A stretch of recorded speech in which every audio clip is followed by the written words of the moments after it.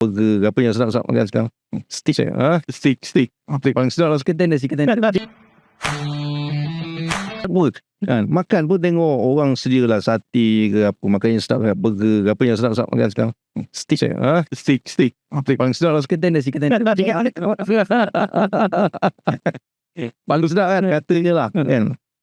Tengok macam kita tengah sakit, tak ada selera nak makan, ujungnya kita mati. Betul. Kan, apa lagi nafsu, jadi tak ada harta, jadi tak nak pergi kerja.